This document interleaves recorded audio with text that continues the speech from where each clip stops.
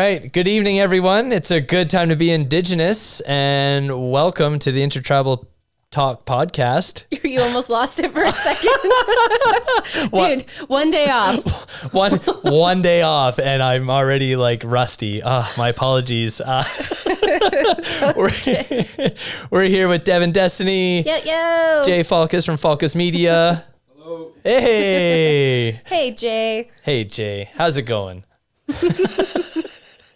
We're going to get him a mic. This is the next goal for the podcast. Yeah, we're going to create some upgrades around here. I was actually going to mention to you guys too, I've talked to two different people now about doing a bit of a remix, kind of adding some cool pizzazz to our intro song. Yes. What do you guys think? That's an okay? Absolutely. Okay, cool. It was like an executive decision I made on the side where I was like, hey, what if? But then I was like, of course I'm going to okay it with them. And we're talking about Mexi Fry, right? Well, I've talked to, those two. Actually, no, technically I've talked to three people. So yeah, Mexi, Cass, and Mike. Okay. So whoever, early bird gets the worm, whoever wants it most, that's the plan. Okay. Yeah. Yeah, I like that because, shout out to Mexi, that song. His new one, Tears of a Clown. Tears of a Clown. That was good. That was wicked.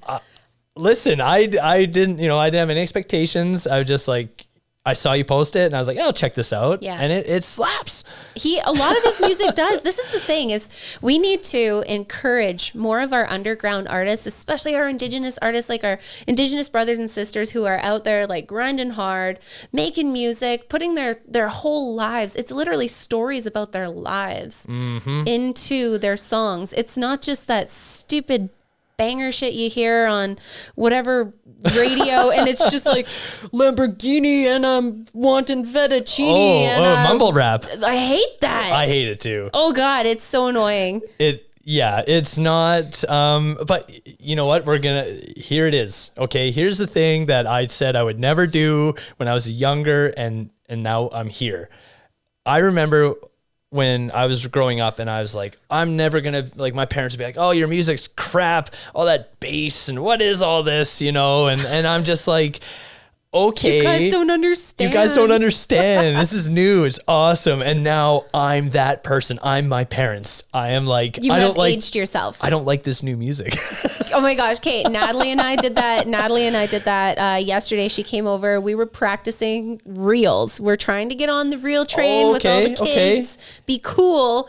And we so aged ourselves. We tried. So we definitely got blooper reels. They're blooper reels. That's what they are. They're nice. Not even like the real reels where we're like, we're hot. We're going to get attention from this. It was more like, oh my God, we are losers. Let's post it anyway. Absolutely.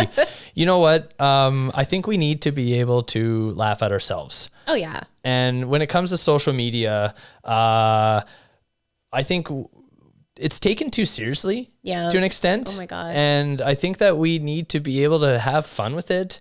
I think this ideology of my life is perfect and everything is great and I'm always happy. Bullshit. No, it's total bullshit. Like, show your other sides. Show your happy, sad, angry side. Show it all. You don't want to see all that. I'm just kidding. You don't want to see all that in me. Trust me. I mean, I do show clips of it though. I do. I speak from the heart, especially on the gram. Have to. Yeah. Have to. Yeah. Before we check in on each other's weeks here, I do have one question before we get into that. Oh man. So, we were just talking about like Indigenous music, right? And like specifically kind of like, I'll say hip hop for an example. Yeah. So, society and culturally, worldwide, we've embraced hip hop. Oh yeah. From Black communities and Black culture. That has like been predominantly the birthplace. The birthplace, right? Yes. Of a lot of style, fashion. So my question to you is, how can we make Indigenous music popular, like hip hop music, like Indigenous hip hop, or even just traditional forms of singing or any form of Indigenous music? How do we get people excited about Indigenous music? Oh gosh. You know what? My biggest thing is, I like to look on, like, so APTN, they do certain shows and they'll showcase like certain Indigenous artists and whatnot. Oh, really? And that's where I found a majority of the ones that I follow now. Like I love, is it Drezus or Drezus? I think it's Drezus. He's amazing.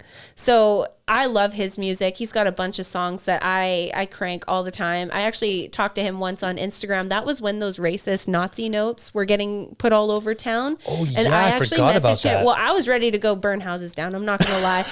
Don't say that I would ever do that. I would never actually do that. But like, you know, metaphorically, I was that ragey, and I messaged him like, hey, my friends and I want to make a statement video. Can we use one of your songs? And he said, absolutely. He's that cool. He was nice. Like, he's like, oh, hell yeah. Like, go for it. That's bullshit. Because I showed him what notes were being spread around town. Like, people were attacking our Indigenous community. Not okay. A lot of these Indigenous artists are speaking of things just like that.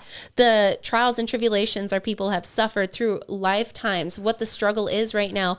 I think the reason that Indigenous people relate so well to hip hop music is that the government put us all into reservations or hoods and made us come up the way that we are now. We all relate very well to each other, and our drums sound like their drums. It's all the heartbeat. Okay, I get you. Yeah, I'm with you. Yeah. I actually I wrote an essay in one of my Indig courses, and it was I actually compared ghettos to reservations, and it was like just the research and just how similar the comparative, like it was a comparative essay, and it was like I was even blown away at the comparatives of just the actions of the government and just how we all got placed into these zones or reservations or areas that we had to live in, and that's where we were expected to be. And it was really interesting. But I agree with you. I think that there is a lot of connections between Indigenous culture, Black culture, and a lot of other cultures when it comes to music. Yeah, I'm just going to shout out a couple of my favorite artists right now. So like Drezus, is it Drezus or Drezus? Somebody correct me on this. Love him. Love his music. Cody Coyote, so badass. Love his music. And Crystal Lightning, actually, I love her music, and she's just a badass. Let's be real, she's a badass. Yeah. In the film industry, in the music industry, as an Indigenous woman representing in Hollywood and all over the place. Let's go. Right, I know. It's like kick-ass stuff like that. I really love seeing that. And you know, some of our local people like King James, Mike Marchand. King James, you have my heart always and forever. Dude, come out of hiding. Let's see this again. Let's bring your music back to life. Let's do this. Absolutely. Right? And Mexi, and then Johnny Rez. You know, like we have quite a few Indigenous artists, even locally to us, that people are like unaware of, right? So I was actually, you know what's so funny is I was actually thinking this when we were driving over here. I love that we're talking about this right now. Yeah. Because I was driving by the hall and I was thinking to myself, I was like, wouldn't it be cool to put on like a show for our community? Just a free show. Like, hey, whoever wants to come out, come out. Get the concession going by donation and, you know, make it a friends and family kind of thing. Like, let everybody come out and listen to our Indigenous people that are local to the area and our collaborators. Yeah. I mean, that sounds great. And it doesn't even have to be specifically to music. If you're into poetry, everything, or drumming, slam poetry. Make it a whole cultural event. Make it like, you know, at this time we're doing this, at this time we're doing that, at this time we're doing this. And then to finish the night off, hip hop show. Hey. You got to go out with a bang. Yeah. For sure. For sure. Oh, that sounds good. I would, we should, you know, spring, you know, when the weather gets warmer, spring, summer. I'd say summer more likely, because then you don't have to get caught in the rain, you know? I mean, rain's fun, but not with electrical equipment. Hey, we do also have a brand new arbor down at Kamasket too. That'd be badass. We could put on a big show. Heck yeah, let's do it. I'm down. Cody, are we volunteering ourselves for something right now? I think so. Do we have time? No. But we'll find time. hey, well, you know what? We'll just reach out to a few friends, few family members. Yeah. You know, do something for the community because we need more. Yeah. We need more of that. We need more stuff to do. Vernon's becoming very boring. It's all catering to seniors now, and there's hardly anything for kids to do. Hold on. It has always been a seniors town. But it's more so a seniors town now. Like, we've lost Rutgers. Like, can we talk about how Rutgers is no longer a thing here? Rutgers? Oh my God, are you kidding me? Was I away for that? You must have been. Okay. Yeah. We used to have a Rutgers here. Where was it? It was across from the mall. Really? Yeah, it was over by what is it now? It's Trail Tire. Oh yeah, I do remember that. Yeah. Okay, yeah. A long time ago. We used to have cool stuff like that. In Kelowna, there used to be Too Much Fun. We used to have stuff like that. Like, the Okanagan has lost all of its fun kid things to do. I agree. Yeah. But the other thing, you did ask me, how can we uplift and bring forward our Indigenous artists? Y'all, this is one thing that I really have to, I have to be very stern about. Like, you guys start liking, start sharing, start subscribing, start commenting, start sharing to your stories, tag these people. You know what? It's really hard when you're coming up and you're trying to do stuff on your own. What really helps people excel and get out there is their friends and family, their community support, sharing all of that, showing people, because we all have different connections that maybe have nothing to do with one another. But that's how you create such a beautiful, huge network. I couldn't agree more. It takes 2 minutes to to share, to comment, to subscribe. The subscription is big, and of course we're talking about ourselves a bit here too. Yes. You know, the more people, those of you who can share and help us get our podcast out there, you know, it means the world to us. Mm-hmm. And so for those of you who have tuned in, who have subscribed, thank you. Yes. And, you know, we definitely want to, we have some things in the works to try and get some more followers going. Who's into giveaways? Hey, I know I like free stuff. I love free stuff. Love free stuff. And you know what? That's exactly it. Exactly as Cody was saying. Like, we absolutely love and appreciate everybody that has taken the time to, you know, go for a drive and plug us in, turn us on, sit down, fold some laundry, and throw the podcast on. You know, whatever it is you're doing and taking the time to listen to us, we love and appreciate you, and we love and appreciate the shout outs 10,000 times more. Yeah, absolutely. My dad actually listened to the podcast. Yeah. And I told him about it. I wasn't sure if he would tune in. I'm not going to push him, you know, he's like, hey, I just listened to the first episode. That was really good. Like really, really good, you know? And he was really proud and happy. And, you know, that really made me feel good, you know, that, you know, that, like you said, that feedback, it means everything. It can be nerve-wracking too. Like, I remember when I was performing and doing music, having to do stuff in front of your friends and family, that can be the most pressure, actually, in front of people that know you and see you every day. I mean, that's when you're like, I better not fuck this up. You know what? Speaking of nerves and building up, you know, being confident in front of a crowd. Yeah. When I was teaching in China, I kid you not, I used to do demonstration classes in shopping centers. I'm talking thousands of people staring at me. And I'm on this stage and I'm trying to invite kids up to the stage. You're built for that though. I love that. I love that. Everyone else, any other teacher is like, no. I don't want to do that. And I'm like, you know what? When you're up there, you can't see anyone anyways. All the spotlights are in your eyes and you just focus on the kids. Everyone's little shadow puppets. Yeah. You're just having fun. And, you know, but when there's literally rows of people all the way up the mall, 4 stories up and all just watching you, you know, it's game on. Let's go. Oh my gosh, yes.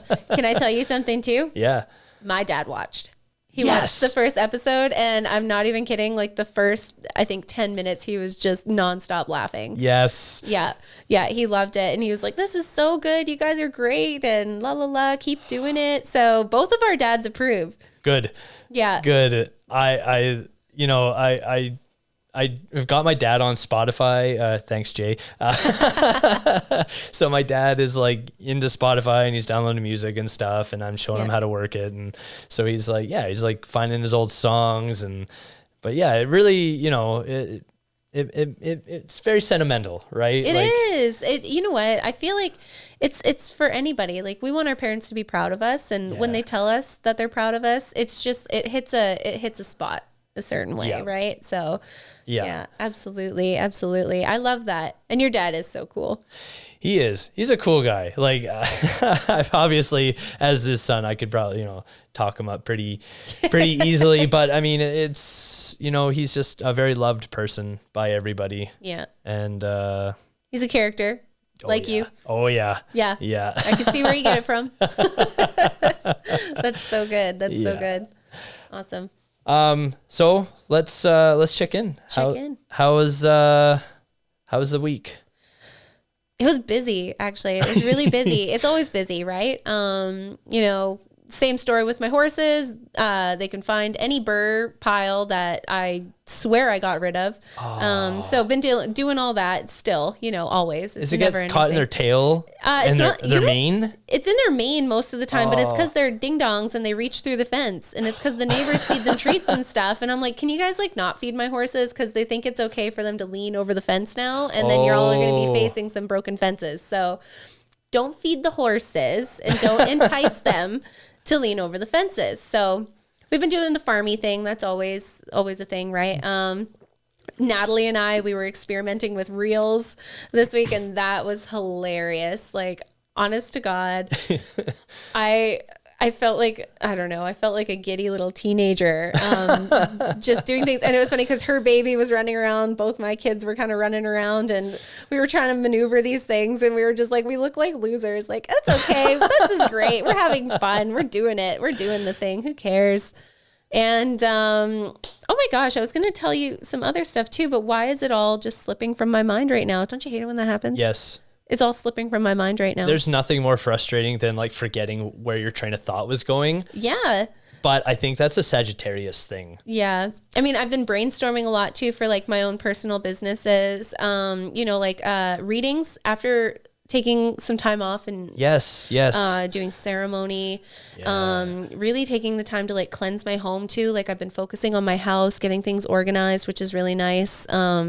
Things feel like they're getting back to like what my version of normal is. Right. I'm settling into my routine again. Yeah. Clients, I did a couple pay it forward readings, which I do every now and then. I'll do like a free 30-minute reading to somebody that, if I see them post on Facebook on the Indigenous motherhood group, or anybody in my friends circle or whatever, if I see somebody posting something and it kind of triggers me to a point where I'm like, I feel like I should check in on them. Yeah. I offer them a free reading. Right. And so I did a couple of those, and I've closed my books now for December.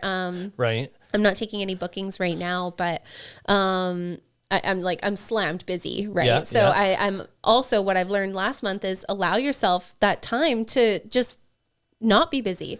So I have specific days, specific times, and anybody trying to wiggle in on any of that, I have to say, no, you're going to have to wait till the new year. The power of saying no. The power of saying no. I've learned that lesson. Congrats. That karmic lesson came back around at me. It bit me in the ass, and I had to learn the hard way again. And I think I've actually got it. So good. Proud of myself for that. Yeah. But I've been so fucking bang on for my readings. I had a girlfriend come over, and she actually was so pissed. She's like, I actually fucking hate you right now because you're so bang on. And I was like, I'm sorry. So Dev's got her groove back. Dev's got her groove back big time, like tenfold. So how long does a reading take? Do you have a time frame, or is it just kind of like you just let it go as long as it needs to? Or for energy purposes, I try to keep it within an hour. Okay. Sometimes I go a little bit over, but I try to not go over any more than half an hour. Right. But for the ones that I give away for free, to protect my energy, and also just, it's out of respect for myself, right? I do a quick half-hour reading, and I do the same reading, but I just don't go as long. Okay. Yeah. So, and it's still bang on. It's still really good. Lately I've been focusing on my intuitive life path readings, which have been wonderful. I had a really amazing amazing Pay It Forward client today, and she was really grateful, and it felt really good. Like it's not about the validation. It's more about the sense of knowing you helped someone that day. Right? Yeah. There's no better feeling. Yes. I'm sorry. I will definitely let you finish. No, I was done. Just like on that note, my auntie called me last night. My auntie Bonnie. Yeah. And she was just worried about me and just wanted to check in and see how I'm doing. And we were talking about life and just how things happen. And I told her, I said, I don't know everything I'm going to do in my life, but what I do know is that I know I was put on this earth to help people. Yes. That is why I'm here, because there's nothing that brings me greater satisfaction and joy than knowing that, like, just doing any sort of act to help somebody. And I don't need the gratification. Yeah. That's beside the point. Yeah, it's not about that at all. Yeah. And I don't know if that's a Sagittarius thing, if that's a Indigenous thing, or where the that community we were raised in is that if we see somebody sitting on the curb and they look like they're freezing their ass off and we're nice and warm, or if we have extra money in our bank, we go and we buy them a coat, we buy them a set of gloves, we give them whatever we have, we give them the shirt off our back, because we know we are able to provide that for ourselves again, but we might not be able to help this person another time. Yeah. So it is. There's I agree. There's an Indigenous dude I met. So I had a brief work experience as a barista at Starbucks. What? What? This is my new favorite fact about you, Cody the barista. Okay. So I always wanted to work at Starbucks. It was just one of my things. I'm I always wanted, it looks cool. They always made it look cool in the movies and the TV shows to be a barista. And I'm I want to try that. So I applied at Starbucks. It's not easy. No, I fucking hated it. Yeah, it was it's hard. The worst job I've ever had. It's like being a bartender, but worse, because you know what? People don't get the crazies that bad when they're waiting for a drink, but when you fuck up someone's coffee. Yeah. Oh yeah. Absolutely. I got two stories here. So, Fire away. The Indigenous dude I met, he's homeless. Yeah. Older guy. Yeah. Really nice. Yeah. And he would always come in, and I guess, Safeway gas, they give you coupons. Yeah. You can get some money off of things you buy in Safeway. Yeah. And you always come in and use those towards a coffee at Starbucks. Right. Aww. And so I would always work closing shift, and him and I got to know each other a bit. Yeah. And, I remember learning that we had to throw away food, at the end of the day, just chuck it. And I'm nope. I could care less if I got fired, but I saved the food and I gave it to him, and I gave it to. I love that. Thank you for doing that. Hey, it's common sense. Yes. Right? Yeah. This world is fucked up for that. Starving kind of people shit. who need food. Yeah. Why are we throwing in the garbage? Exactly. Give it to the homeless shelters. Give it to, yes. Give it to anybody. Give it a lot of the bakeries too. They'll donate it to certain schools, and they donate to our classrooms and stuff. Yes. Yeah, exactly. So, him and I got to know each other a bit, and a few days ago, he's got really bad scoliosis. Yeah. And so you'll see him around town. He's walking around town, but very hunched over. Oh, I know who you're talking about. Always has a sign. Yeah. Yeah, I apologize. I can't remember his name right now. You meet a lot of people every day. I do. You're forgiven. Yeah. But, I stopped in the other day because I seen him walking, and I didn't have anything to give him, but I stopped in at Starbucks, got him a gift card for $20. Oh. And then I couldn't see him for a few days. So then I finally saw him, and I gave him the Starbucks card, and I was like, hey man, sorry, I've been meaning to give this to you for a while. I just haven't seen you.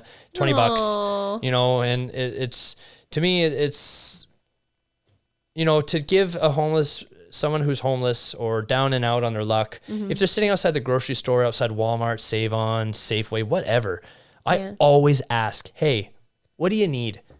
I love that. Do you need a drink? Do you need a sandwich? Do you, and I've had some strange requests from people who are can I get some cereal and some milk? Aww. And I'm sure, whatever. That's because, so cool. Why not? Well, because that'll sustain them for a little while. A little bit. Yeah. So I love that. Why not? anyway, sorry, that was just like a side. No, so when I worked at Sally Beauty, and this is the thing, this actually, Ryan and I used to get into fights over this because he's somebody who's kind of like, meh, whatever, like mind your own business kind of thing. I remember, it was close to when we had first started dating. We had come out of the Panago by Safeway, actually. Oh, yeah. And I was carrying 2 boxes of pizza, and there was a homeless guy sitting there, and I almost got to the truck. Or no, I did. I got to the truck, and I jumped in, and I didn't see him when I walked by, but when I got into the truck, I saw him sitting there, and he was looking at me, and I was like, just my jaw dropped, and I was like, I looked at Ryan, he's like, what? And I was like, I'll be right back. He's like, Devin, and I was like, shut up. I gave him like 4 pieces of pizza, right? I grabbed them, brought them over, and I was like, hey, like, I hope you like pizza. He's like, oh my God. And he's like, I wasn't meaning to stare. And it just, I cried because I was like, you broke my heart. I had to. And just brought him some pizza, right? Yeah. And just like little things like that. If you can make a difference in somebody's day, even for like anything that you think is just so simple, do it, right? And when I worked at Sally Beauty, I worked there for 4 years. And for the 4 years that I worked there, I had a gentleman and his dog. Their names were Bubba and Bear Bear. I love it. His name was Bubba. The puppy's name was Bear Bear. And Bear Bear would do tricks for me. Hey. They loved me because they knew they knew my paydays. Let's just say that. They knew my paydays. Yeah. He would sit kind of closer to where I worked, right? But every payday, I would go on my break. I'd go to the bakery at Walmart, buy them a whole bunch of baked goods. I'd buy Bear Bear dog food. I'd buy him some toiletries. I would set them up. I'd drop like $100, $30, whatever I had to spare. Yeah. I would do it. And they were like my friends, right? And Bear Bear, I loved that dog. Yeah. And I used to get so mad when I'd see like security chasing them away, and I'd go out and scream at them. Yeah. And I'd be like, you leave them alone. Like, just poor people. Like that, you know what, going on that about like any of the homeless people who have pets, you know, and a lot of people are like, oh, why would they have a dog? You know, why would they, you know, they probably can't afford to feed it, Guarantee whatever. They take the best care of those animals. Yeah, because I'm telling you right now, from having conversations with some homeless folks who have dogs, that is all they have. That is all they have, and they love them with every ounce of their being. They will feed their dog before they feed themselves. Yeah. And this I can guarantee you. Yeah. So, you know, it's my whole thought process. I'm going to give you a story from China. Okay. With homeless. Well, actually, I don't know if this girl was homeless or not, but anyway, first year in China, this is 2007, and I'm in a little town, and there's this girl sitting on the sidewalk, and she has written, and I kid you not, it was probably like 4 feet worth of like, of a message, right? It's all in Chinese characters, and it was like very long. And I was like, my friend Alex, who is our welfare officer, and I was like, Alex, what does this say? And he's like, oh, you know, ignore her. It's nothing. I'm like, no, man, like, tell me what it is. And he's like, dude, she's just scamming people for money. She doesn't. And I'm like, humor me. Come on. Just like, what does it say? Yeah. And he's like, basically she's short X amount of dollars. She's trying to get home, blah, blah, blah. And I'm like, okay, ask her how much she needs. And he's like, no. He's like, dude, it's just a scam. I'm like, you know what? Even if it is a scam, that's her energy. She has to deal with that. Yeah. I'm giving out good energy. So if I want to help this person, whether they need it for selfish reasons or lies or whatever you're coming from a good place. I'm coming from a good place. Yeah. And I said, you know, I don't mind. Because if I'm not going to give her this money, all I'm going to do with it is spend it on stuff that I probably don't even need. Oh, yeah. So, you know, I gave her a bit of money, and she was just like crying, you know. And again, to me, it didn't matter. She's used to being ignored. Maybe that was it. Mm-hmm. Maybe it was a show. I don't know. But it didn't matter in that moment because to me, it was just about just doing something that I felt was good. Doing the right thing. Sure. Mm-hmm. So, you know, I've never ever I don't turn my head away from homeless people. I don't avert my eyes. I don't like pretend that they're not there. Yeah. You know, there's I'm sure Jay's probably seen him. You've probably seen the homeless dude that hangs out at Tim Hortons by Walmart there. Yep.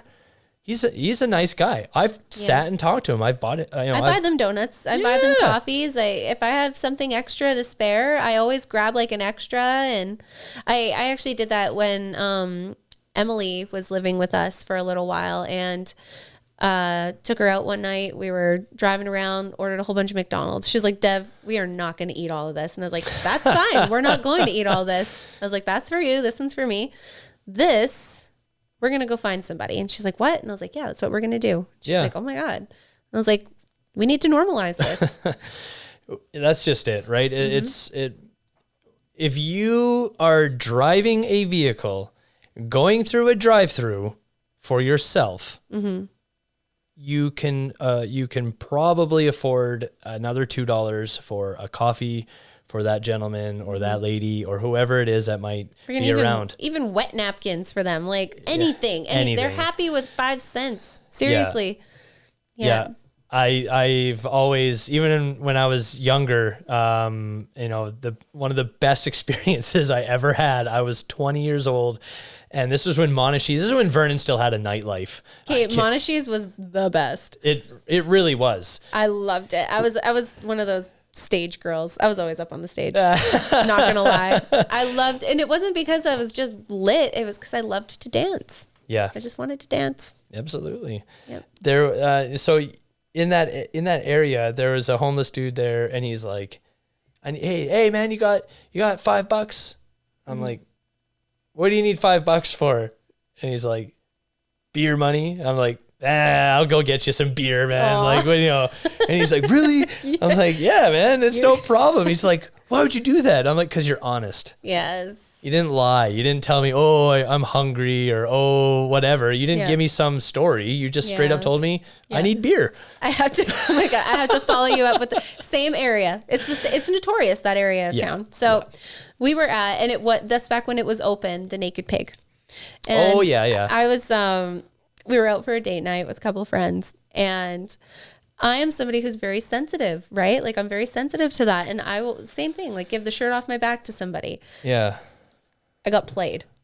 I did get played. Okay. And it was the funniest thing, because to me, I don't like joking about this kind of stuff, but I do understand where people are skeptics and they have a hard time giving their money to somebody who might be scamming them, because I am the kindest person ever. I am not, this is not just to be like showboaty or anything. Like, I literally am. Like, I will cry at any, I'm not a crier, but when it's something big, if I see a homeless person and they're struggling or something, like I will stop my car, I will jump out and I will help them or something. Right. Well, anyway, we're out for dinner and we are walking to the Naked Pig, and this lady in her wheelchair strolls up, and really, like, her voice sounded weak, everything, and her eyes looked very sincere. Right. And I was just like, oh my gosh. And she was trying to like talk to me, and Ryan's like, "No, Devin, go, let's go." And I was like, no, like blah, blah, blah. And I gave her I think I gave her like $20 or something. She saw you coming. This is the funny thing though. I felt so good walking away that I was like, whatever, we have money. She needs help. Like, look at the poor little lady. Right. Yeah, and we walk, we're sitting and they have big windows in that restaurant, right? Yeah. You can see right out onto the street. You can see that whole block.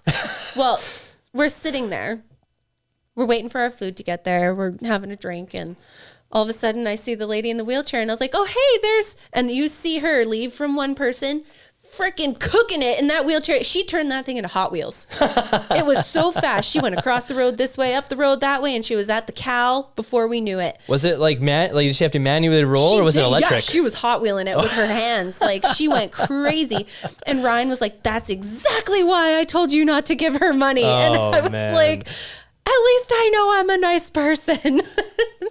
So I got played. Hey, it happens. Yes. It happens to the best of us. Oh yeah. Okay, I'll give one more story about money and like homeless people, and Just then helping people in general. and then I'll jump into What's going on in your life? yeah, Yes. we'll get there. Look how sidetracked we get. That's okay. That's the best part about us. No straight lines. So I think I've told you this story outside of the podcast, but I was in China. I was in Shanghai, Yeah. and this dude comes up to me, and he's like, hey, my friend, how are you? Like really good English, right? And I'm like, oh man, he's just gonna ask me for money. I'm like. He's a young guy, and like, it looks like he's pretty healthy, and I'm just like, and before I could like say anything, he's just like, hey man, like I just need some money. I'm hungry. I just need a plate. Like I need some food. And I'm like, parlez français? You pulled French on him? I pulled French on him. Well, this fucking guy comes right back at me with, oui, je m'appelle, blah, blah, blah, just on in French for like 2 straight minutes. And I'm like, you got me. I'm like, here's some money. Thanks. Sorry. See you later. Have a good night. And just like carried on, You man. got played in another way. Yep. Oh my gosh, that's so funny. Like, wait, how educated are you to be like bilingual? Right. And then, or trilingual, because he's speaking English, probably speaks Mandarin or Chinese, and then speaks freaking French. Right. Like, I know. you must be a very smart, like, this is the thing too. This is the stigmatism, is like people assume that because somebody is homeless, that they're not smart, that they're not educated, that they're not, and that's such a stigmatism though. Oh, is it ever? Yeah. Or is it stigmatism or stereotype, or is it the same thing? Stereotype, I would say. There we go. Sorry. Yeah. Correct me on that, guys. I'm not, you know what? My grammar and all that is not the greatest. I'm getting pretty rusty. Cause I've been outside, I've been away from school for a little while. Yeah. And, so in academia, you got to use all the big words in the essays and stuff. So I know. I always have to tell you, like, no, Cody, like English. my get on my level. Speaking of that, what's up with Cody? What's up in your world? a lot. Yeah. So last week, we schedule our recording days for Tuesdays. Yes. My back decided, hey, you're not going to move. It's going to hurt to sit. It's going to hurt to stand and breathe. And I've never experienced pain like this ever. And I thought, I have a bad SI joint. So I was thinking, okay, my hip's out, whatever. Can't get into chiro for a week. So I'm just struggling. So, I was like, okay, we'll just, sorry guys, we'll try and record Thursday. Right. Yeah. So Thursday rolls around, but I have to get ready for our big Christmas market this weekend. And we were at Prospera Place. And as we all know in this room, res mechanicing never, ever goes the way it's supposed to. No. There's always some issue, or you're missing some piece or a tool that you need, anything. Something always comes up. That you can't just cover in duct tape. Exactly. So, so Thursday rolls around and I'm getting all my ducks in a row, getting organized, and then I'm trying to fix our van because the thermostat went and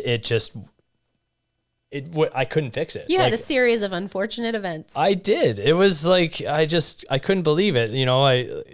Listen, when you take things apart and you're like, okay, there's part 1, there's part 2, and there's no third piece.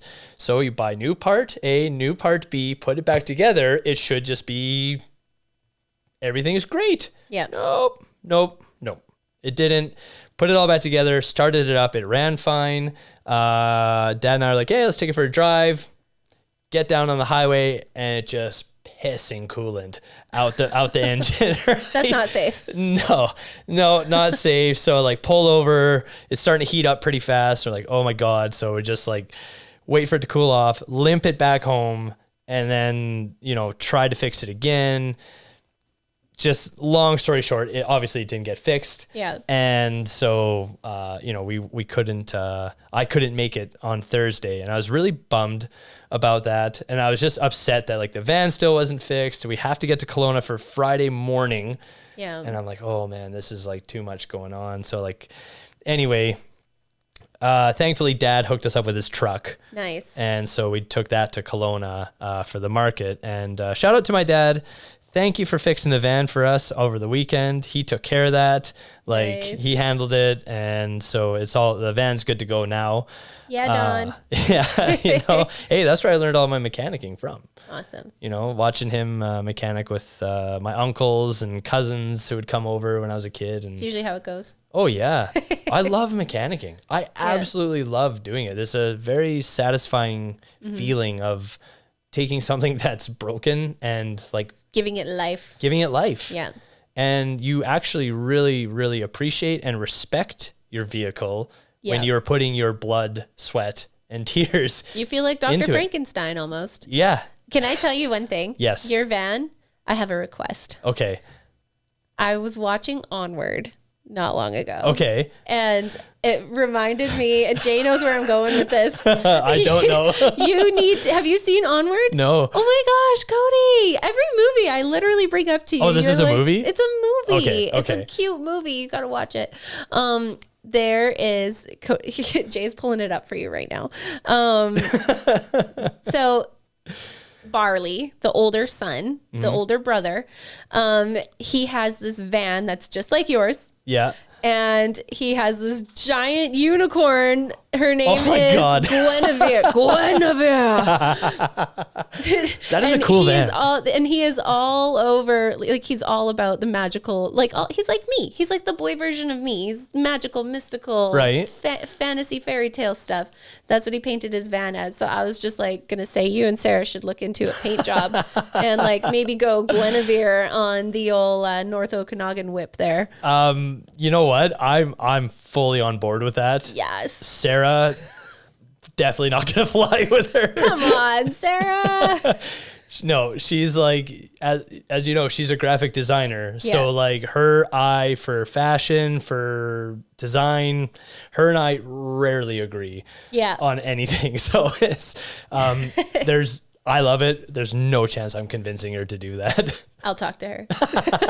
Do it.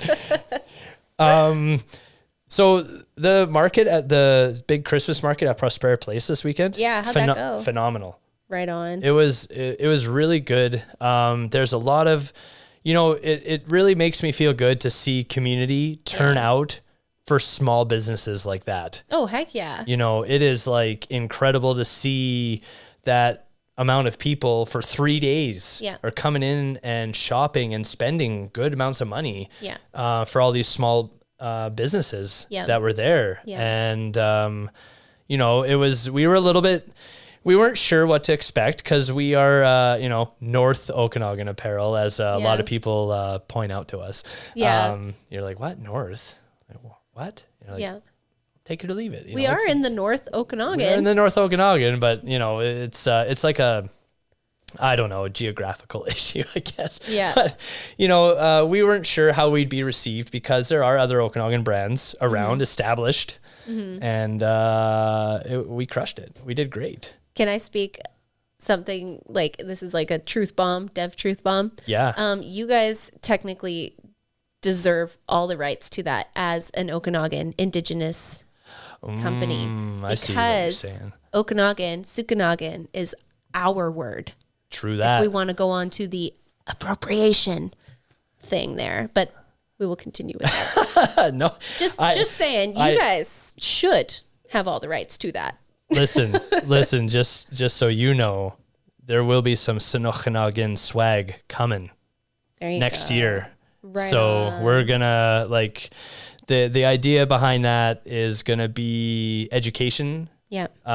So basically it's going to be a limited edition sweater that we're going to sell. Yeah. And instead of it saying Okanagan in English, it's going to say Sinokanagan. Yeah. And with every purchase, you're going to get, I'm going to collab with a few of our relatives and elders to get a write-up done. But basically, everyone who purchases this sweater is going to get a little write-up about some historical context of who we are as Syilx people, the lands that you reside on, or if you're visiting. Nice. You're going to be educated on these lands that are traditionally ours. Properly educated by the proper, authentic people. Yes.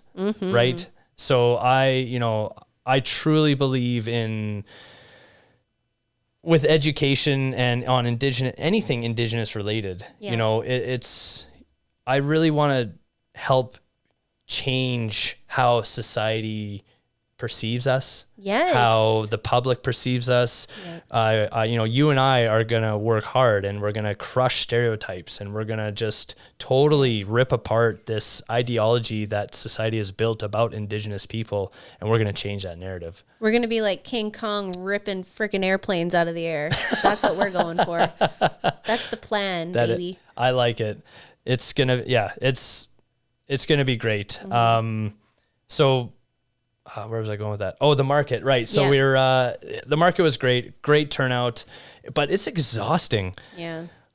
Being on constantly, you know, just having to, hey, how's it going? How are you? You know, oh, you know, what size are you thinking of? Or, oh yeah, that looks good. Or, you know, like always having to like turn that on for like several hours. No bathroom breaks probably too. Like, no, definitely got bathroom breaks. Oh, that's good. It's Sarah, because we had Sarah and I together. Oh, good. But shout out to Born to Shake, Nicole, our friend.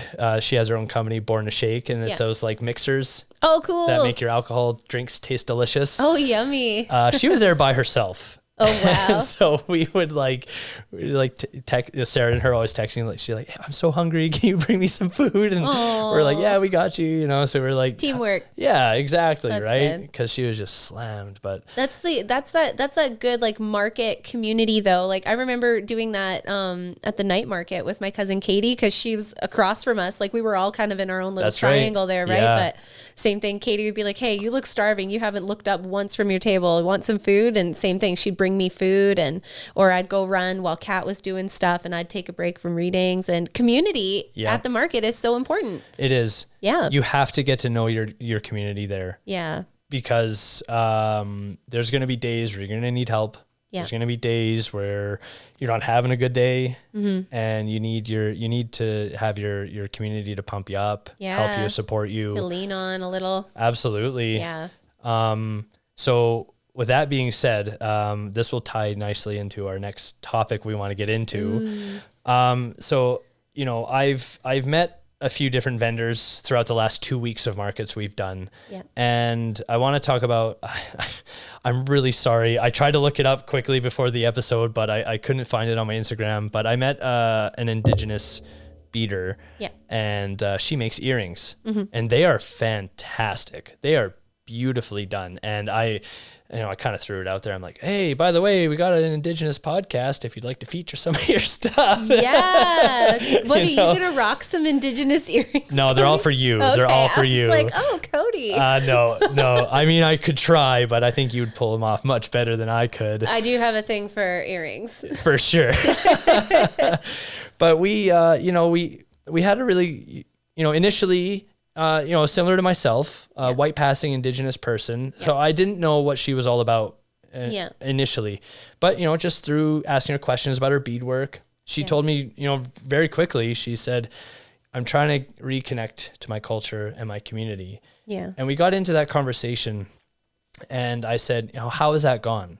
Are you welcomed? Are you shunned? Are you, do you have any connection? And she said, she had told me that her parents, were kind of, didn't talk about their Indigenous heritage, or didn't talk about being Indigenous, right? Because of residential school and a lot of the shame feeling, right? Yeah. And so she said, I'm having a bit of difficulty. And, I talked to her about how important it is for folks like when folks like herself are trying to reconnect to those communities, that those communities, we need to embrace anyone. If they are trying to come to a community that they know they're from, that they have some family ties to, we should not be denying anyone access back into the community. Yeah, absolutely. I'd like to know your thoughts on that. Like, I can hear already what several people that you and I know mutually, what they would be saying about stuff like that. Sure. And it's pretty disheartening, like already knowing how some people already get received. Knowing how some people kind of get,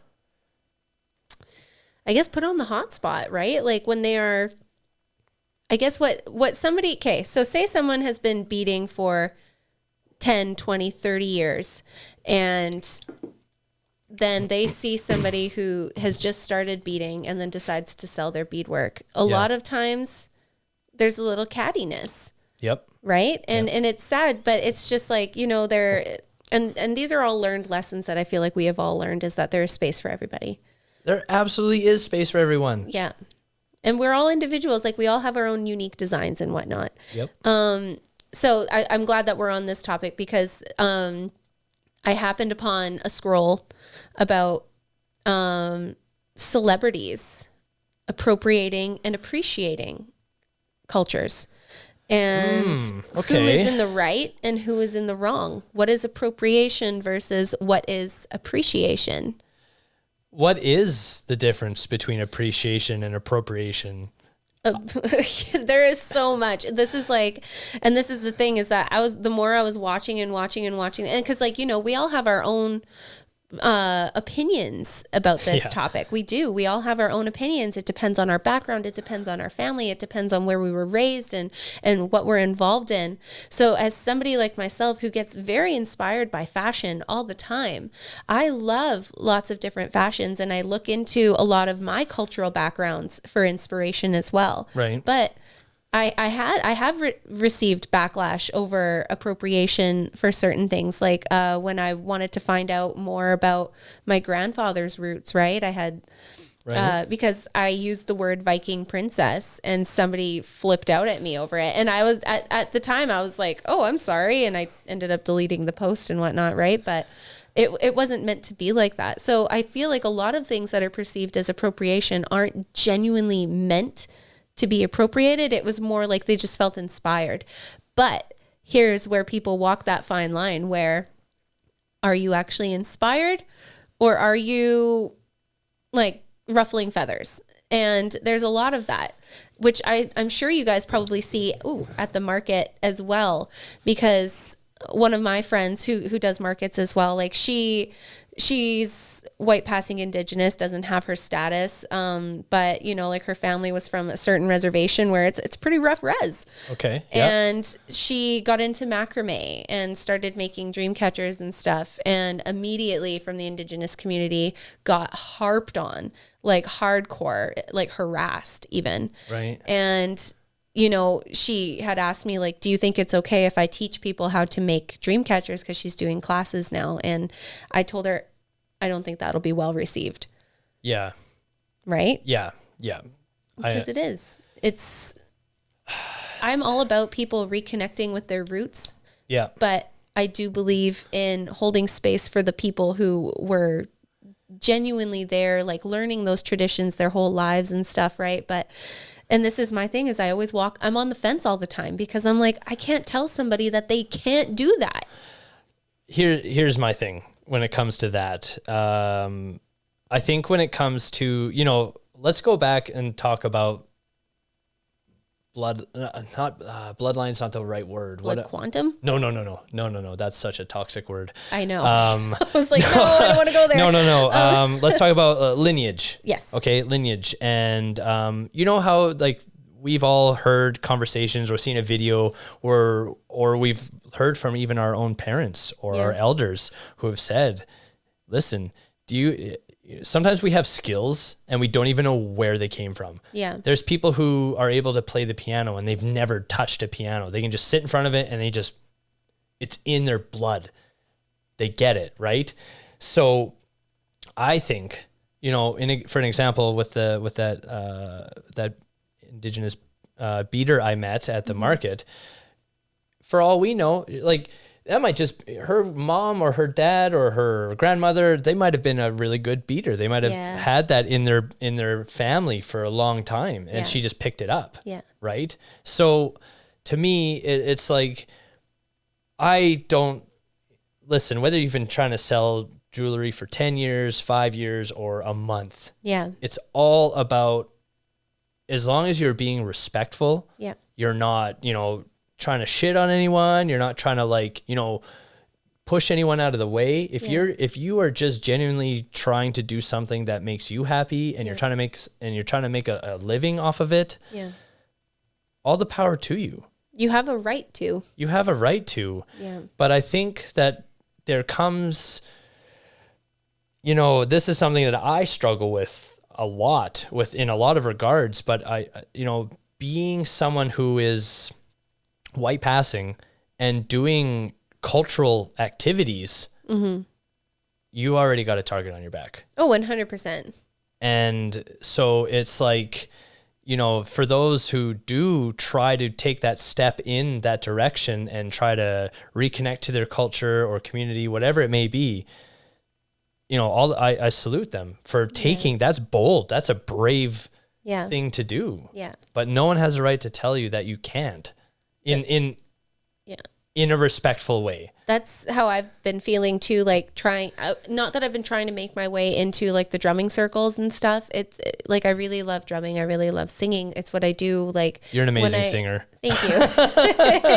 I'm getting there. And you know what? A lot of it was stage fright for me. Yep. When nobody's around me, I swear I sing and the heavens open up. And this is, again, like, I know I sound like a very egotistical person sometimes, but I do. I have these certain talents that I'm finally learning to be proud about. Good. And a lot of the time too is like when people actually hear me singing publicly, that's not the best I can sing. I'm actually nervous as fuck and I'm having a really hard time squeaking out anything. Really? In those moments. Yes. Okay. So a lot of the stuff that I pushed myself to do in life, like when I got involved doing hip hop music, which I'm actually really good. I can rap. You can rap? I can rap. Oh. I'm not dropping anything right now. I'm just going to put you on the spot. Do not put me on the spot, but I can rap. Freestyle. No.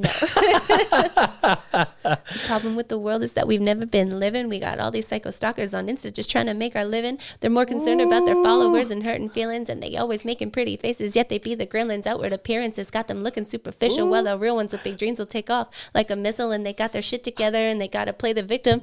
Gotta rise up, grind up, stand strong. Hey. Hey, let's go. That was beautiful. Anyway. Ain't no thing. Anyway, turn the hat down. I can sing, I can rap. I've trained in opera. I do a lot. And then I love to sing traditionally. So I've been learning our songs.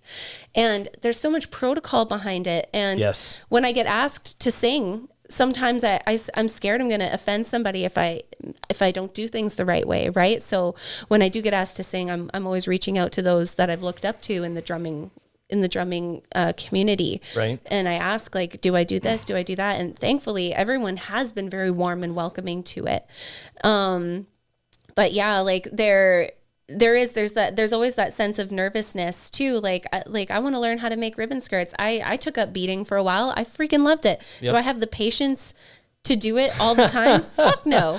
That shit takes concentration and master skill. I don't want to sit there and count beads. I mean, I'll sit there and count how many times I drop an F-bomb. But I don't want to count beads.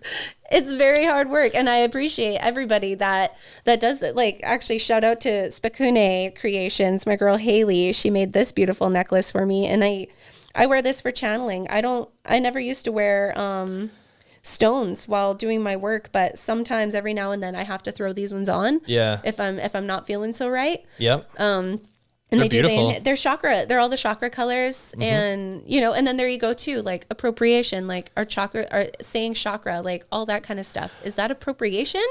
Listen, I'm going to tell you something very important right now. Okay. It's not appropriation if it looks good. I was waiting for you to come up with that one. Oh God, I love it. But that's just the thing though, is like when you're in spiritual work, like I am, this is the thing, is I am somebody who's like, love and be loved. Yeah. And then my other friend, Brittany, one of my really good friends, Brittany, her thing is live and let live. Yep. And this is the thing too, is like when you're doing spiritual work and when you're talking about like whitewash spirituality, a lot of these people don't mean to be offensive. A lot of these people, they don't mean to be appropriating. They're inspired. Sure. But do you want to be the person who's inspired by Indigenous things and not buying the actual Indigenous stuff and buying the cheap shit you see coming from other places? Yeah. Or are you going to buy the authentic stuff and appreciate the authentic stuff? So talking about appropriation, in some ways, it's a fine line. And in some ways, it's stark contrast. Yes. Right? Like there's sometimes you're just like, what are you doing? I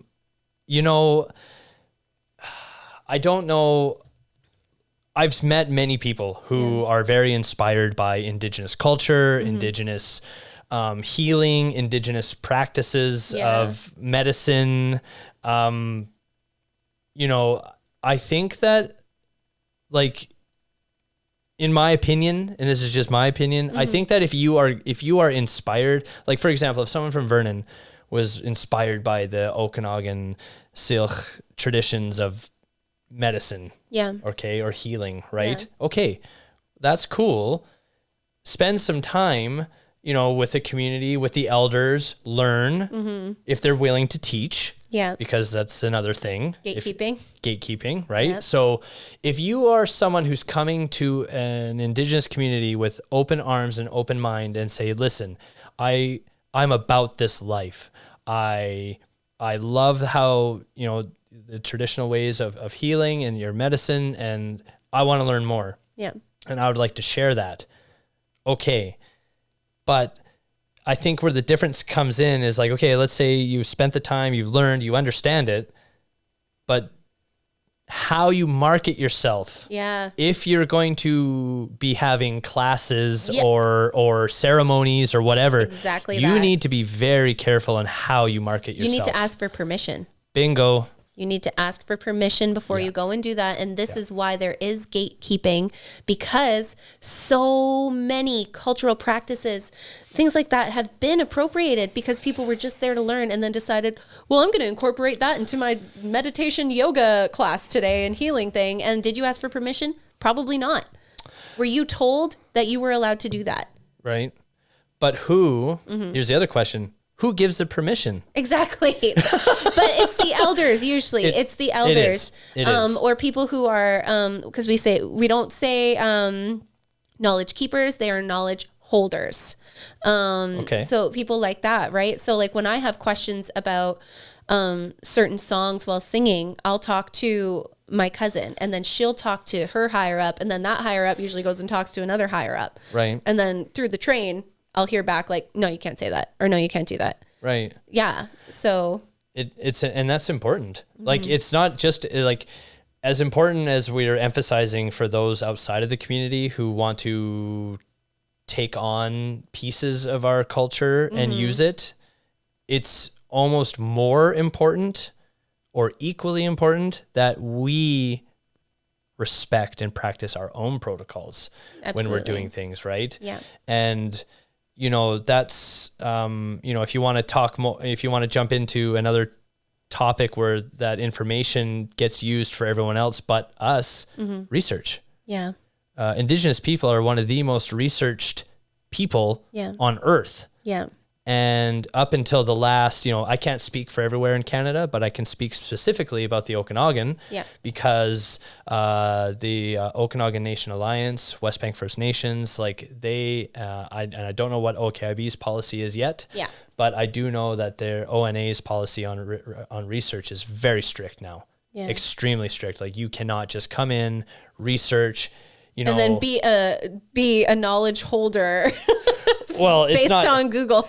Right. And it's not even about that. It's about taking that information and using it for profits, using it to make money, using it to to keep that profit wheel rolling. Yeah.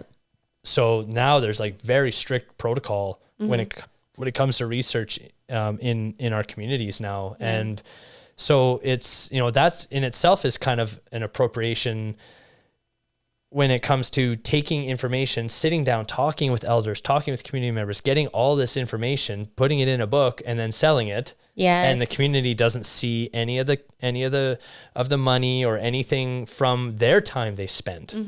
That's how it has been for a very long time. Yeah. And I imagine it still happens in a lot of places, but I know here, Yeah. you need to get some serious permission to do any research when it comes to Indigenous communities. Well, and rightfully so, right? It's honestly, for a long time, I didn't see any big deal.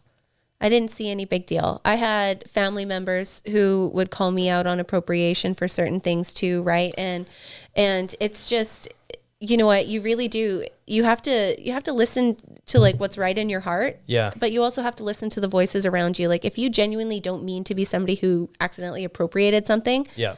be remorseful. Like say sorry. Like I didn't mean to do that. Won't happen again. Can you teach me?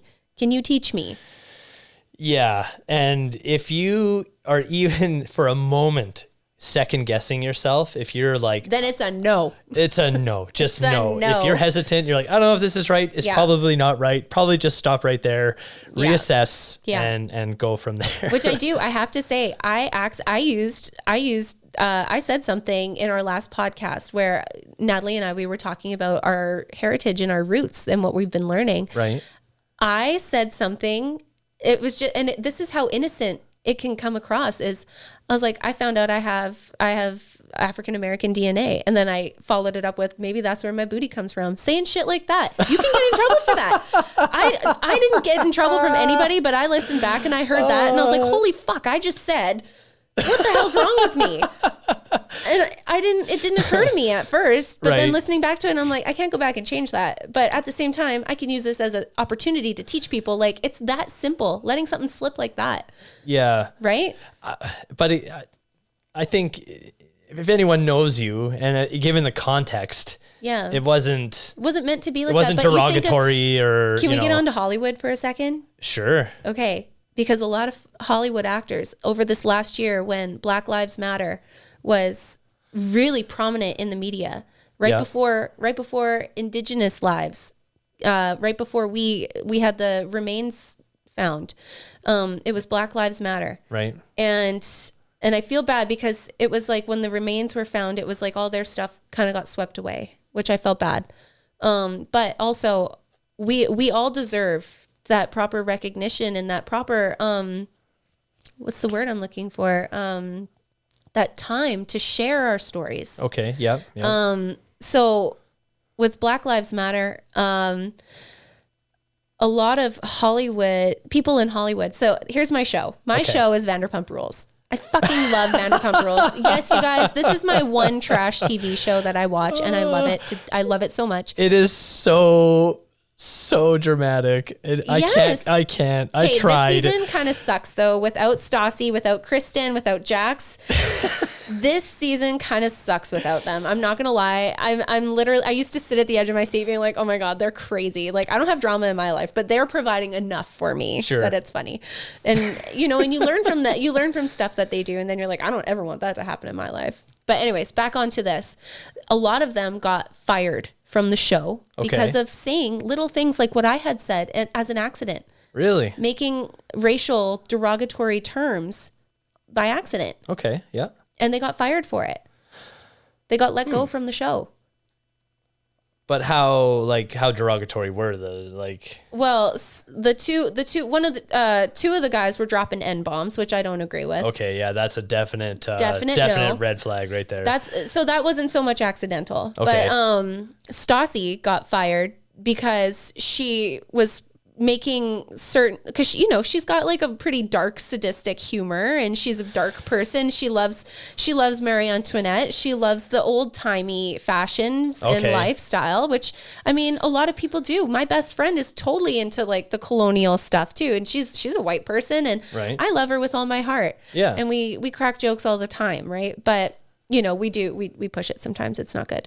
But so Stassi got fired because she posted a photo and one was like something chic, and her outfit was Nazi chic. And she got fired because, she also got fired because her and Kristen called out, the black girl Faith for stealing or something, but it was they they made a false claim on her. She got arrested and it turned out it wasn't her. Oh, really? So shit like that, right? So like a lot of people in Hollywood are coming down because of racially derogatory statements or actions. Right. Yeah. So, I mean, yeah, dropping N-bombs, definitely not okay. Yeah. If you are, we don't make the rules, obviously, but I know that like there's some other communities that are allowed to use it. Yeah.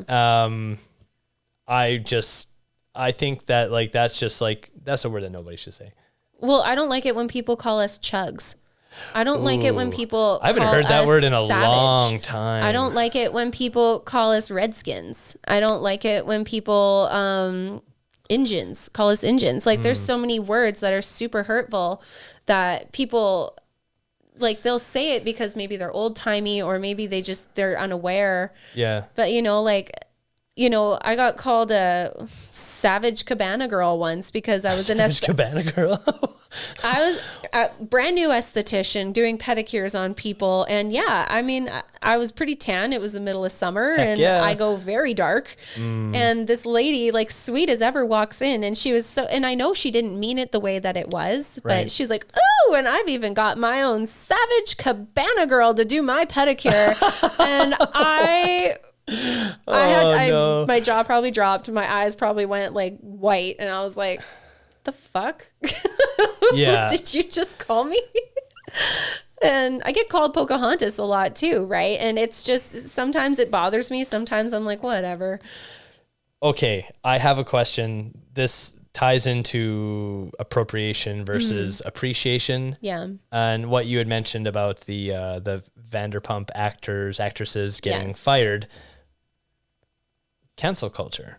Exactly. Yes. So my thing is like cancel culture is the most toxic bullshit thing we have ever come up with in society right now. I have to agree. Because we are like, there are people going back, like, I think about Kevin Hart when he was like ready to host, what was he going to host? The Oscars, I think it was. Something like that. Some big award show, whatever. This guy, the internet goes back and digs up tweets from like 10, 15 years ago, and he made some sort of like gay slur or something like that.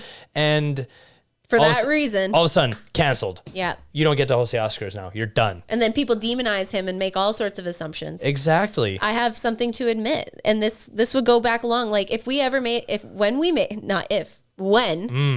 it big and famous, people are going to have so much fucking dirt on me. I'm not even kidding. Okay, guess what though? It starts at the age of like probably like 7 or 8 years old.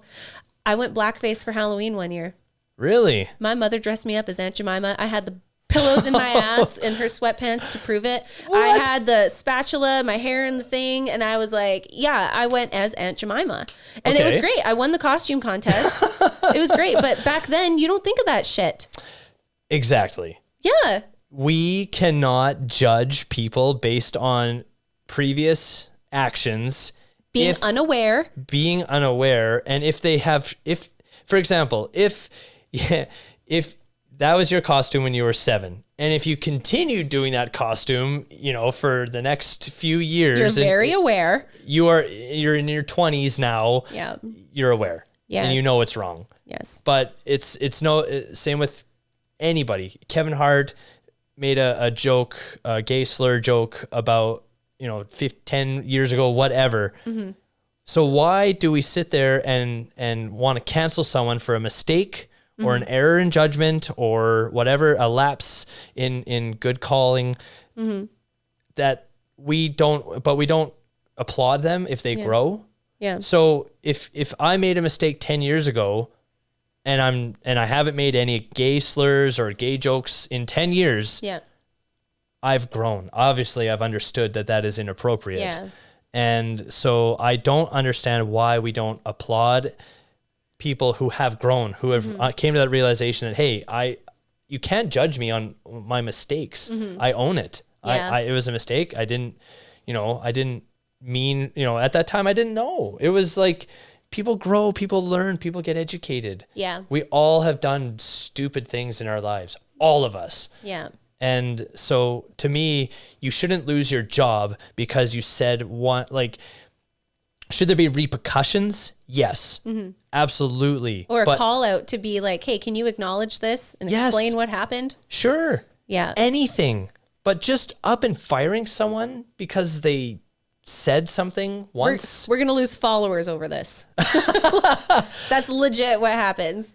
It doesn't sit right with me. No. You know, I mean, I'm not saying that they should be forgiven. I'm not saying that nothing should happen. Yeah. Something should definitely happen. But like at the end of the day, if we're firing people for doing something that, like, you know, they were uneducated about, or they were young and dumb, what is that about? Mm-hmm. People grow, people change. Yeah. So to me, this cancel culture stuff really bothers me when I see people losing their jobs because of something they did. Yeah. And sometimes very extreme cases, yes, they should, you know, you should have to lose everything. Oh yeah, well you see certain things that happen too, right? Like and this is super poopy because some of the music I do love from her, like I love her old school like heavy rap, like Nicki Minaj, when she was doing those somebody made animations of Pocahontas going down on Nicki Minaj. Really? You didn't see any of that? No. Oh, I did. All my friends sent it to me and they were like, oh my God, boy. What does this make you feel? And I'm like, are you trying to stir the pot or like what's going on here? Right. Because, you know, there's been so many Hollywood celebrities that have appropriated their whole lives. Cher being one of them. My grandma loves Cher. All of her not aunties, but all of her sisters love Cher. Right. Everybody loves Cher. But she's is she Armenian? I'm pretty sure she's Armenian. Jay, can you look that up? Jay. But I love doing that. I just have to bust out a big laugh after. I'm pretty sure she's Armenian. Okay. But she goes full on headdress and she has for years, like totally embracing Indigenous culture. That's right. And to the point where, and she wrote a song called Half Breed. Really? I didn't know that. And the thing is she's dressed like a native person, but she's Armenian. Okay. So it's like, what are you doing? Exactly. You're leaving a level of confusion there. Like half breed of what? And this is the thing though, is like as human beings, we should not give a fuck who each other whatever is. Like we should not give two fucks about what our cultural background is in forms of like judgment or anything like that, right? Like we are the human race. That's what we should be viewed as. We are the human race. But she's Armenian? Yeah, I thought so. Okay. There you go. On it. But the thing is, like, you know, I want to teach my kids to love everybody. Yeah. Don't hate, love. We don't need to judge people based on their skin color. We don't need to do this. We don't need to do that. But that's where I think a lot of people struggle with appropriation as well, because I was reading a thing where Miley Cyrus was ditching her hood rat ways and going back to country. And I say hood rat because that's what was in the article. I'm sorry. I'm not trying to slur or anything. Oh, we got cameras. We saw the air quotes. Okay. You're good. Well, this for the people on Spotify, I did the air quotes. We see Miley Cyrus again transitioning out of one phase of her life where she was all about that lifestyle, living the hip hop life, and now she's going back to country. And now Ariana Grande is getting married and she's not bathing in self-tanner anymore. She's completely wiped it all off and she's letting her natural skin show. So Isn't she Armenian too? I don't know what she is, but people were Jake, calling her a up? white girl. Yeah, people were saying white girl Ariana and that her name wasn't actually Grande, like she was trying to come off as some Hispanic woman, that she's actually like Grande or something like that. Oh, boy. And it's amazing how in Hollywood you can develop this persona, but really it's not who you are. And then again, I guess Kim Kardashian was taking her butt implants or whatever she has out as well, because the big butt thing she's realizing was like, it's just not me. Like it's not my natural, like who I am. And it's creating an unhealthy visual for a lot of women to think that their body is imperfect because they don't have these curves. That is a whole other kettle of fish.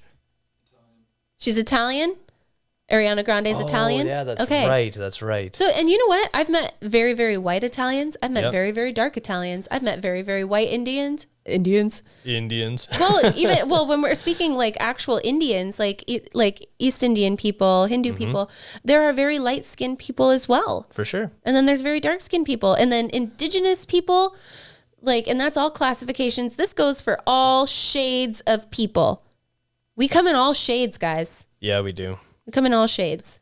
Absolutely. Everybody. My uncle Rudy, he, passed away many, many years ago, but he was, fair skinned, red hair. Yeah. Right. Mm-hmm. We have relatives with blonde hair and blue eyes. Yeah. My cousin, she, same thing, she, same family and everything, and red hair, fair skin. Yeah. Blue eyes. Like it's wild. Right. And so when going back to like talking about hip hop Yeah. and appropriation and stuff. Yeah. So do you remember Iggy Azalea? Yeah. Right. She's Australian. I think she's Australian yeah. rapper. Yeah. She dove right in head first, right? Right into the hip hop culture, right down to her slang, the way she talks. Same with JoJo. Yeah. Not JoJo Siwa for the new age kids. I'm talking about like JoJo. I don't know her last name. I think it's Levesque or something. I think so. Yeah. Yeah. The what was the song called? Baby, it's you. That song. The one with Bow Wow, the real cool carnival music video. Can we bring back music videos like that? I love that music video. I haven't watched music videos in years. They're so bad now. They're just not good. They're all about cars and chicks and naked and money, and that's it. Is that what they're about now? I mean, I don't watch them anymore. No, you either, hey? I don't watch them anymore. They're crap. I mean, bring back 2000s. The 2000s were the best music videos. Let's bring back Nelly, E.I., uh-oh. Missy Elliott. Oh, some old school Missy. Yes. Work It. Yes. No, pass that Dutch, baby. Ah, that's your jam? That's my jam. Pass that Dutch. Mine probably be 1 Minute Man. Are you trying to say something? Spoiler alert. Oh, no. Oh, no. You just dug yourself into that one. Yeah, I did. No, I'm a big Ludacris fan. I love Missy Elliott. I love Luda. Luda was actually, one of my, like, him and T.I. were probably two of the first. T.I., oh, yes. Yeah. Sorry, I love Southern hip hop. I'm all about the dirty South. Yeah. Yes. Love that. But I think, there's, again, we can sit here and debate it. We can discuss it. But at the end of the day, there are people who can step into different realms and just run with it. Yeah. And like, look at Eminem. Yeah. He's regarded, he's arguably in the top 5 rappers, best ever. I'm not saying that you have to like his lyrics or like his songs, but you have you can't deny his abilities, his lyricism, and the way he raps. Yeah. Right. But he had very little blowback from the Black community. Like there was some. When he first started, he sure did. He really had to climb up. Yeah. Yeah. But it's... Well, and you see Machine Gun Kelly coming in and Tom McDonald, like they're bringing it's almost like all the metal boys are joining the rap crew now. Sure. Right?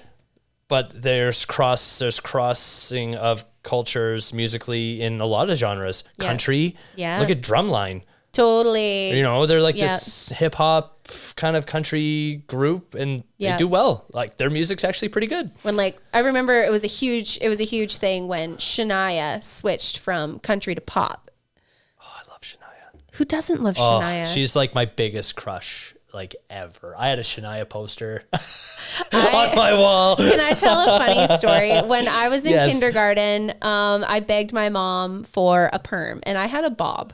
Oh no! And no. She said no. Okay. But my parents are divorced, right? And I went to my dad's house. Yeah. And of course, put on my little puppy eyes, daddy's little sweet girl, like, Dad, I really want Shania Twain hair.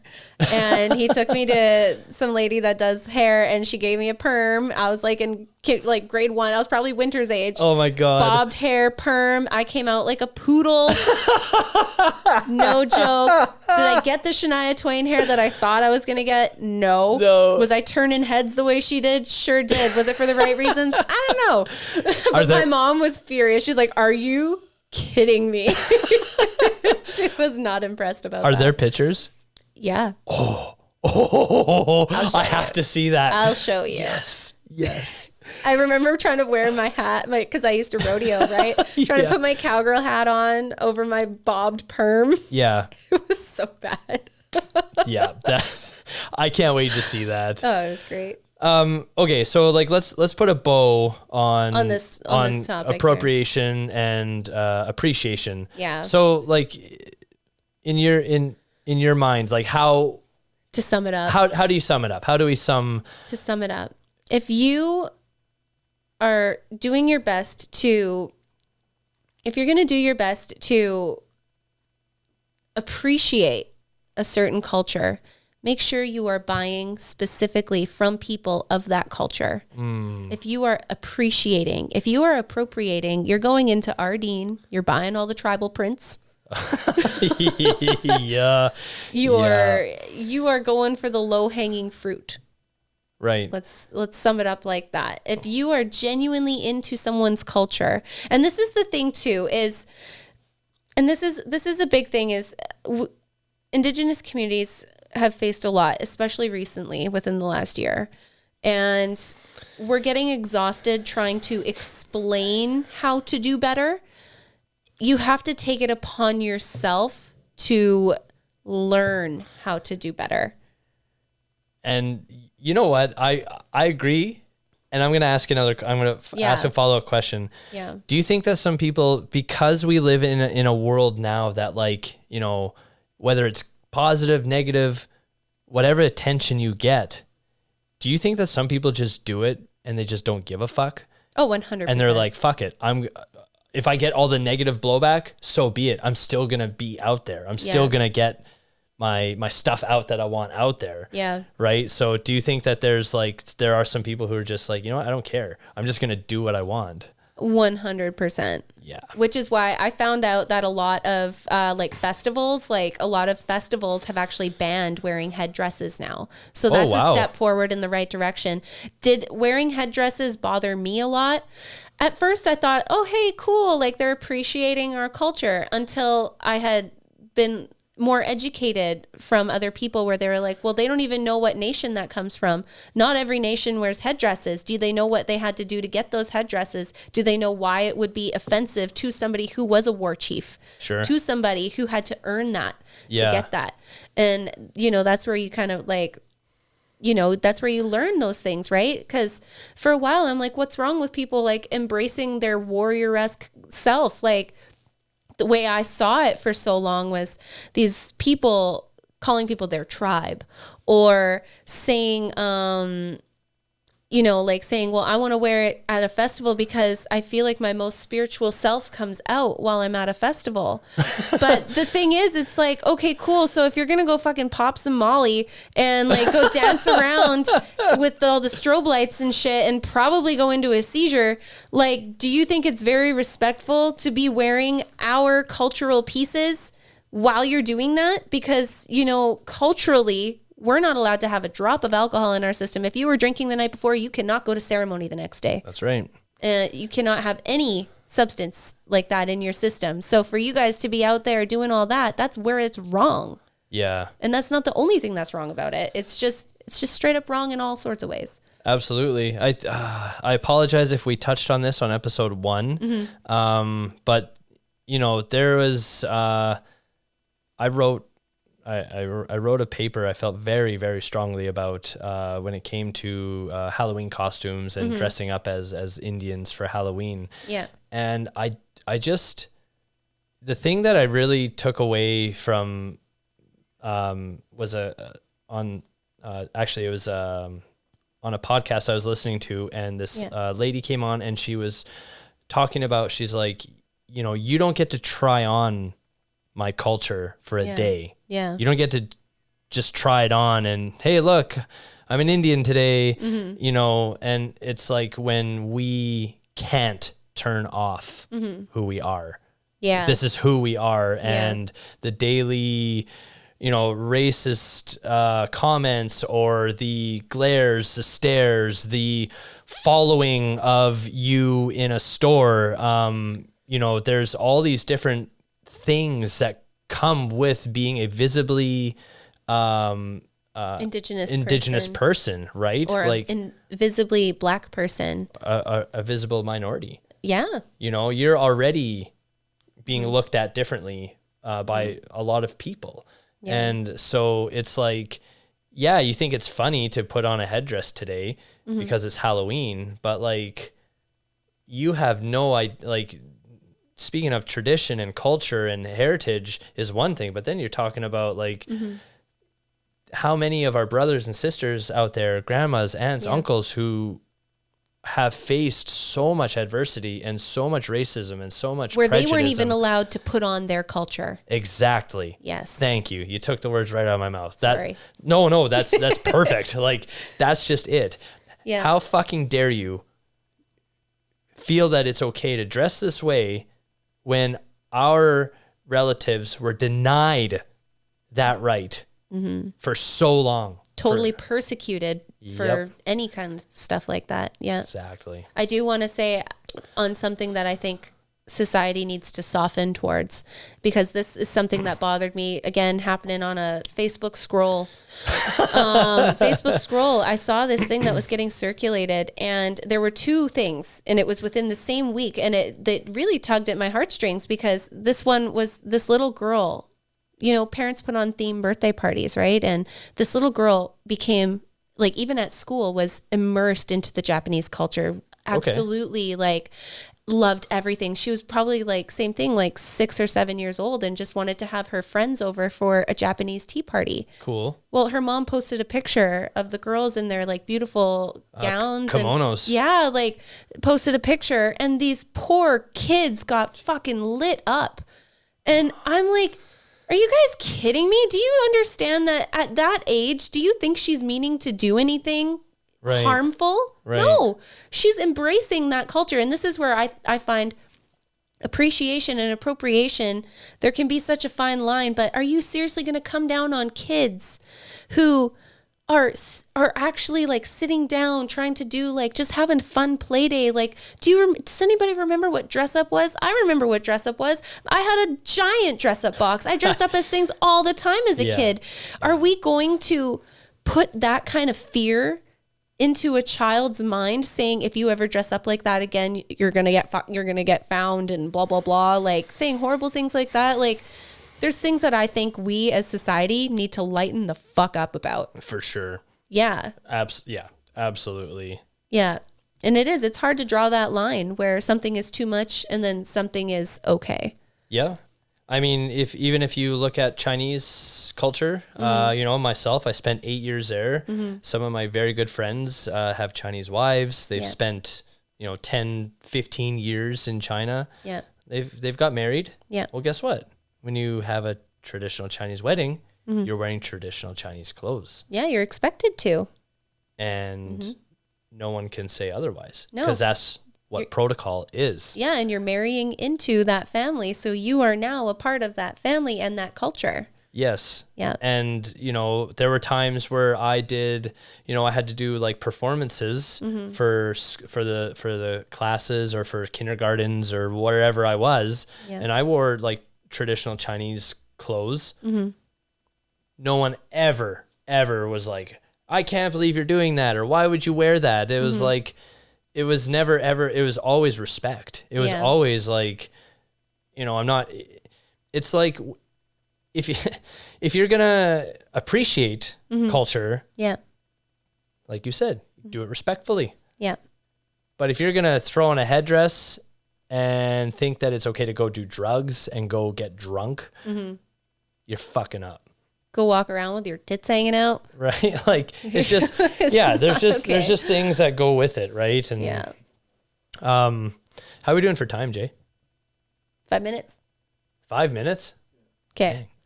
That went by fast. That went by quick. I thought you meant like 50 minutes. I was like, okay, good. We can get on the next topic. We can save our next topic for next time, which is good because I need to do some homework apparently. Yeah, you do. Shit. I can't believe, I was so ready to talk about reservation dogs. I'm so sorry. I was ready too. And until I found out I missed the very last episode. Yeah. Yeah, no, Okay, you need to catch up on it too, Jay. So guys, all y'all. We were planning on touching on the last couple episodes of Reservation Dogs, and then the whole first season of it as it was. We were going to touch on that, but Jay hasn't caught up on all of it yet, and apparently I've missed one episode. So we will get back to that on another time. Next time, I need to do some homework. All I can say is that with everything that I did watch with Res Dogs on Hulu, I'm shook. Yeah, it's we'll definitely deep dive into that next episode. But there's some powerful things that happened in the last couple episodes that I really want to address and talk about, because I think it has a direct correlation with us and our community. Yeah. And there's some words that were spoken that really resonated with me that I'd really like to dive into more. Yeah. So it's perfect timing too, because it looks like you kind of got like a case of the hiccups, maybe. Something's going on. Yeah. I don't know what it is. I'm like trying to like just stay down, whatever that is. That's funny. But yeah, this was awesome. Yeah. I guess we'll probably wrap it up there. Yeah. Wrapping it up, guys. So if you haven't done so already, please share our posts, share our clips. We're going to keep sending those clips out there. Like us, tag us. Like us, please. Like us, please. And I mean that with like the thumbs up, like on Facebook, and, hit the subscribe button, hit the dingy button on YouTube and on Spotify. And we're going to be on Apple Music as well. Oh my gosh. Very soon. Woo! I'm just, Apple's a little more finicky when it comes to podcasting than Spotify. So navigating that.